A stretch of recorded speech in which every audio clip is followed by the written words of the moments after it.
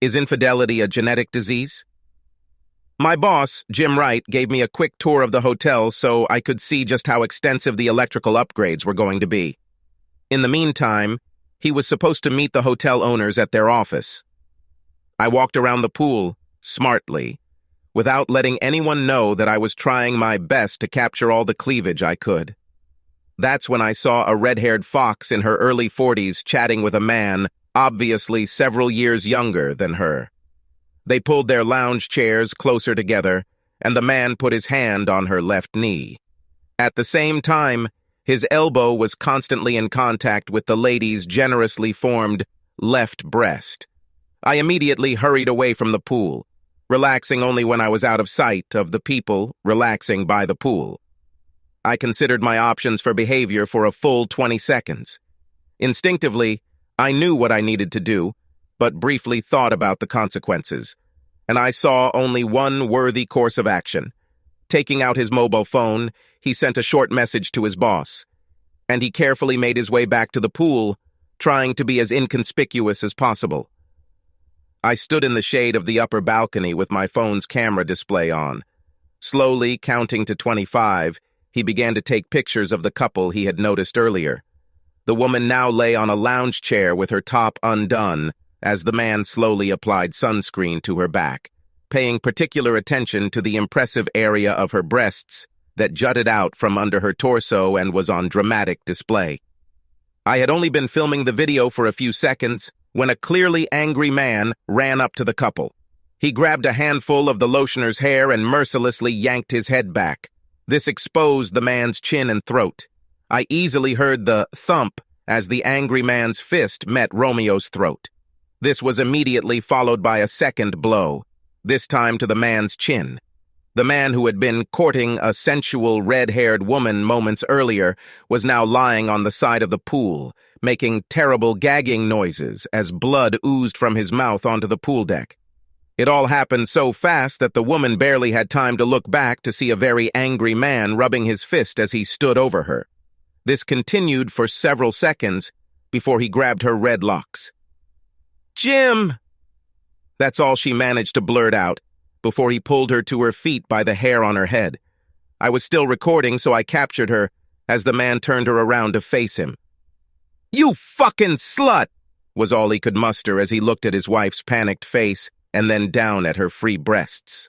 I was afraid for a moment that he was going to hit her, but luckily he controlled his anger and simply pushed her back into the pool. Then he threw several chairs and plastic tables across the deck before he saw me standing to the side. He slouched noticeably and then awkwardly moved towards me. "Mike, get me to the fucking truck before I end up in jail," was all he could get out as tears streamed down his cheeks. I took Jim to the company truck parking lot. By this time, he had turned into a real zombie, and while I was driving along the freeway, he showed no emotion and looked straight ahead. The 2-hour drive home was spent in eerie silence, save for the occasional guttural sound escaping Jim's throat. I parked in the driveway and walked him home.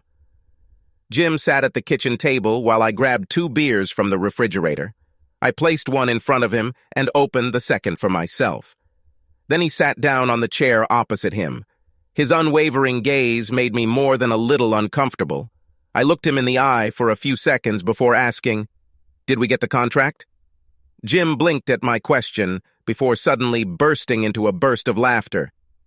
"You stupid bastard," was all he muttered as he opened his beer and took a long sip.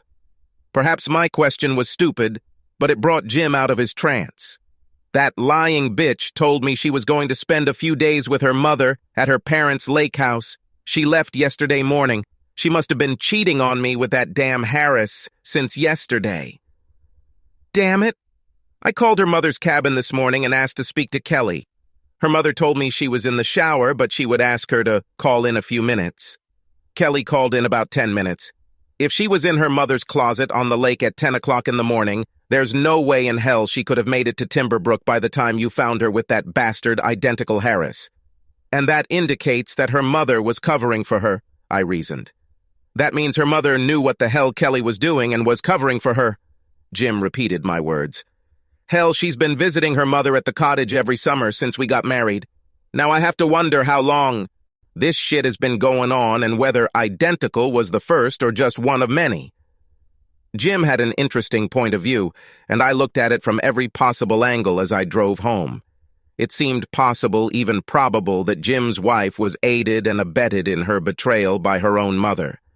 Could this be an inherited trait, or simply some weakness that has been nurtured over generations? As I pulled into the driveway, I saw my mother-in-law's car. I didn't want to listen to her bullshit, so I parked it and walked to the back door, knowing that my wife, Tracy, would be sitting at the kitchen table drinking wine with her mother.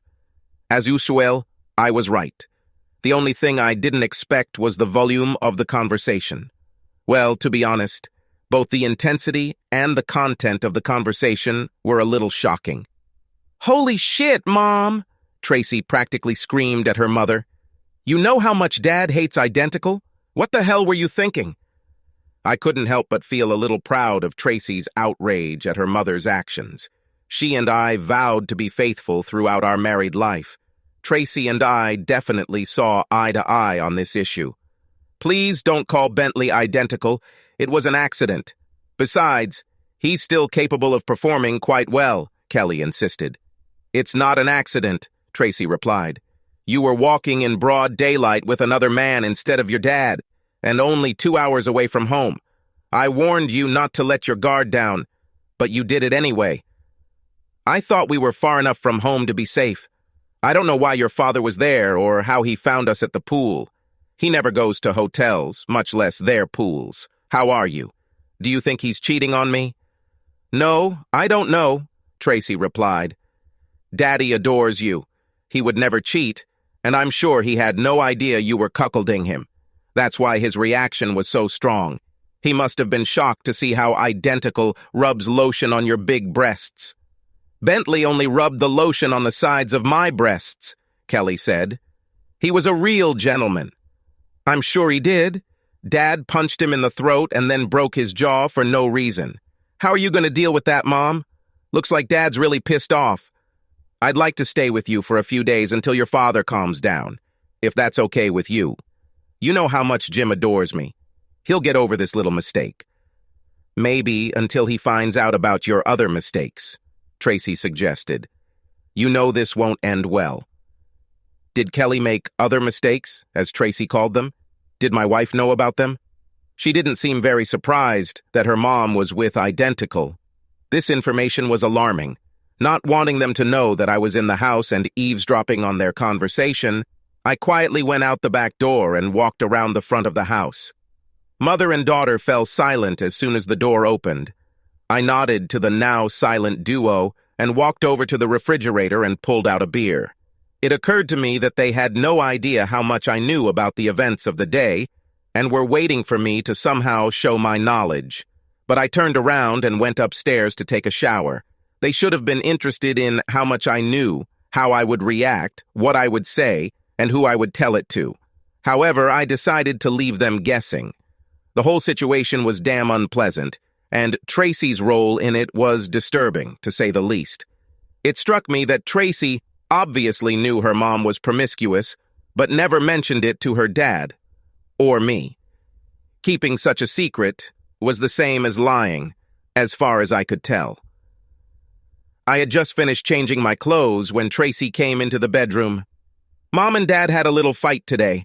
Mom wants to stay with us for a few days until they sort out their differences." I told her I agreed. "I hope you don't mind." What kind of husband would I be if I objected to my wife's mother staying a few days? I answered rhetorically. "Your parents deserve special attention. Look how good your father was to me. He really is a great guy." Tracy seemed to be searching my face for any hint of my feelings. When I mentioned her father, she flinched a little, but maybe it was my imagination. "That's one of the reasons I love you so much, Mike. You always treat me and my family like we're special," Tracy replied. "I've been working with your dad for 5 years.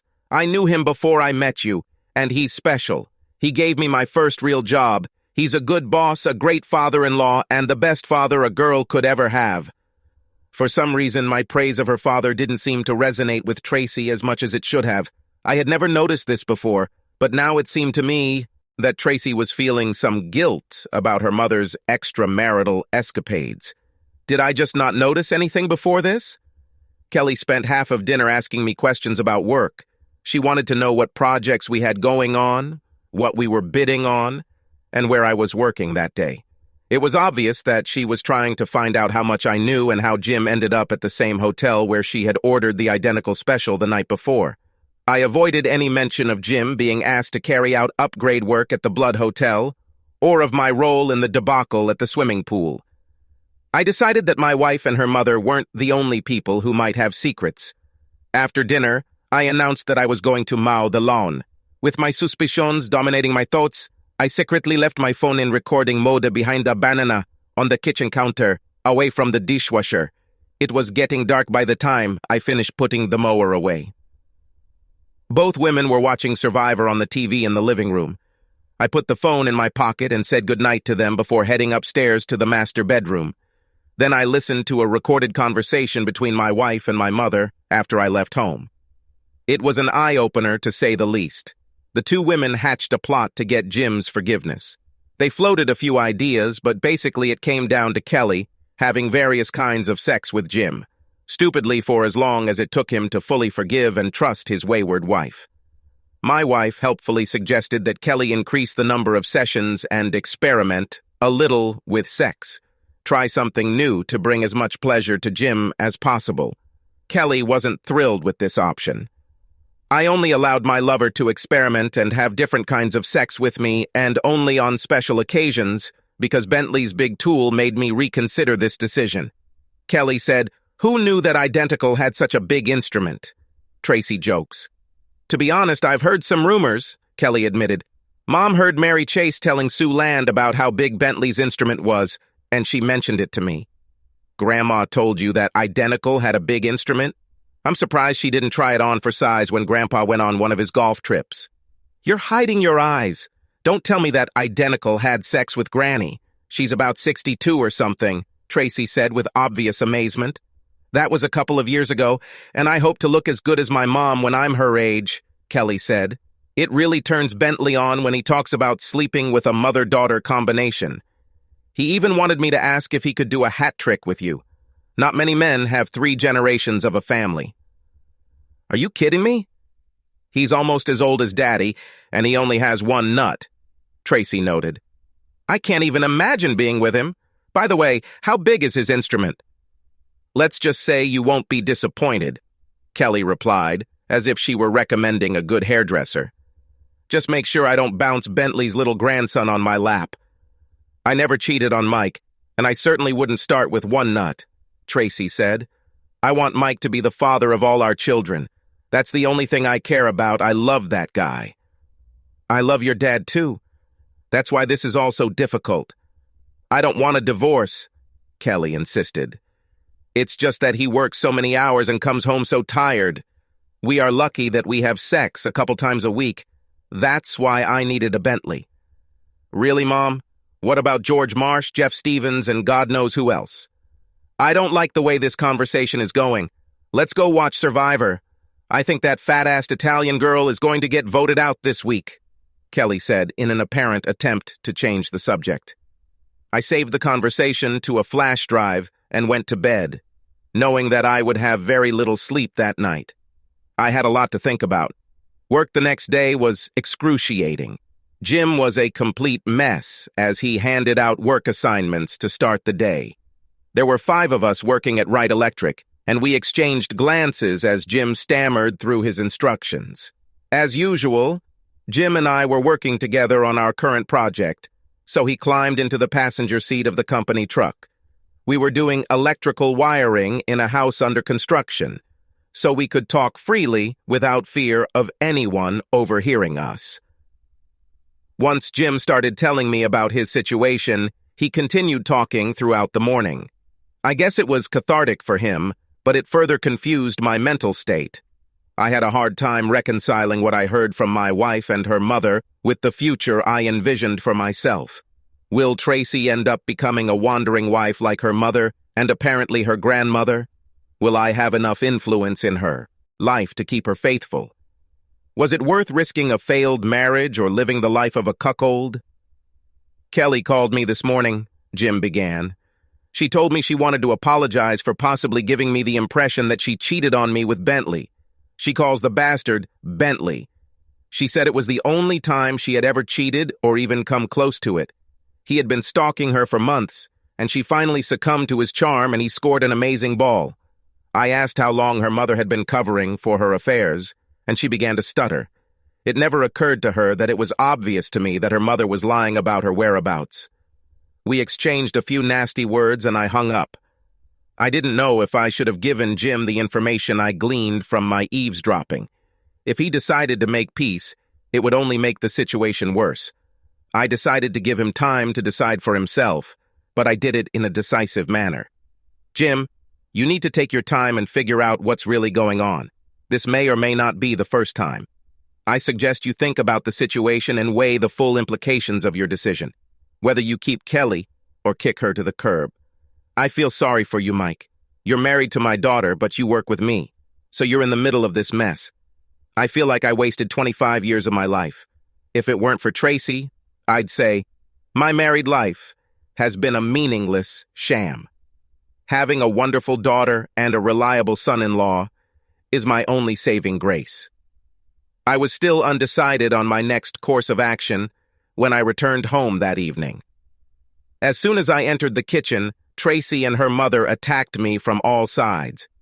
Dad told Mom that you were the one who told him Mom was at the pool with Bentley, Tracy said with great anger.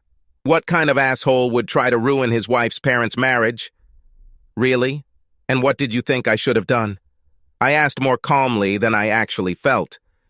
You could have told me Jim was around and gotten the hell out of the pool, Kelly interjected. It would be like a gentleman. I was afraid that you would lose the pleasure of having identical massage your breasts in public. I was only thinking about you. Although your naked breasts were distracting as hell, I retorted. It's not my fault that you and yours mother lead to Jim, that you cheated on him with one crazy miracle, that your breasts were seen by many, that Jim beat up a cocky bastard in cold blood, and that you're trying to sell a bunch of crap to one of the best guys I've ever met. Did you hear about Grandma lying to Jim? Tracy asked. It just keeps getting worse and worse. You have no idea how bad it is, I said. You knew that your mother and grandmother were sluts, and yet you lied to help them maintain that status. Now you're all mad at me because your mother was so damn stupid that she allowed a scumbag, one declared bastard, to play with her breasts in public like it's my fault. I'll stick to my decision to be honest and upfront with Jim while you two try to justify the fucking crap you've been doing to your father and grandfather all these years. I could see the worry on Tracy's face as she considered my words. I never cheated on you and never would. I'm not like my mother and grandmother. I tried to help them keep their nasty secrets, but I didn't like it. I constantly told them to stop their affairs and be faithful to their husbands. Is that what you said? Kelly asked before Tracy could give her a death glare. Oh, yes, that's what she said, Kelly agreed suddenly, as awareness of Tracy's plight washed over her. She said she would never cheat on you and insisted that my mother and I start following the rules of fidelity. I was wrong to let Bentley seduce me, but it will never happen again. I learned my lesson. I swear it. George Marsh and Jeff Stevens also had big instruments and were just extremely convincing, I blurted out. Tracy, did you tell Mike about George and Jeff? Did you turn your back on me to save your ass? Kelly demanded. How could Mike know about them if you didn't tell him? Oh, no. Then Kelly howled. Did you tell Jim about George and Jeff? What about Bill Simons? Does Jim know about him too? Not yet, I replied with a smile. The next day at work was interesting because of all the life-changing decisions. I told Jim everything I overheard his wife and daughter talking about. He was angry as hell, and then incredibly depressed. I don't see a choice, Mike. I'm going to contact a lawyer and get a divorce. Don't try to talk me out of it. I wouldn't dream of it, I replied gloomily. I thought we could use the same lawyer and maybe get a better rate. But Tracy said she never cheated on you, Jim argued. There's no reason for you to divorce Tracy. She loves you. I know she does. I know Kelly loves you, and I wouldn't try to talk you out of divorce. You're the one who helped me make the decision, Jim. If I didn't have your wisdom and experience, I might have been tempted to stay with Tracy. You told me that you apparently wasted 25 years being married to a cheater. I don't want to be in the same situation in 23 years. I have no more trust in your daughter. I would spend every day worrying that she is looking for someone else with a bigger instrument. I know damn well that Tracy will insist on allowing Kelly and Kelly's mother to see our children and influence their lives. Leaving Tracy alone with my daughters would make me uneasy, but allowing your wife and her mother to even talk to, they scare me to death, I admitted. You understand why I can't continue down this path, don't you? 4 years later, I decided to take my wife Amber out for our second anniversary. Our daughter Megan was 6 months old, and Amber's parents were more than happy to keep her overnight. Since it was our anniversary, I splurged on a room at the Ritz, which was almost 100 miles away. I made dinner reservations and couldn't wait to show my wife how much her love meant to me. I asked for a private table and was pleased when we were shown to a rather dark corner of the room. After we ordered our food and exchanged a few sexy jokes, Amber suddenly sat up straight and stared at the entrance. "Isn't that your ex-wife?" she asked. I remember she was 2 years older than me at school and looked like a fashion model. She's still beautiful. I heard she got married again, but I've never seen her husband. He looks like he's a little older than her. Actually, he's the same age as Tracy, I replied, turning to see my ex-wife sitting across the room. Well, he had a hard life back then. He looks old enough to be her father, Amber noted. That's not her husband. This guy only has one ball. It's a Bentley, I replied with a sigh. I made the right decision 4 years ago. Being with you and seeing Tracy now fills me with relief and joy. What does her husband look like? Amber asked when her curiosity was piqued. He looks just like the guy walking through the door with a baseball bat in his hand, I replied, mentally thanking my lucky stars. Subscribe to our channel so that your second chaff doesn't cheat on you, and go ahead and listen to the next story, because this story is nothing compared to the next one. If you're under 18, don't even think about listening to the next one.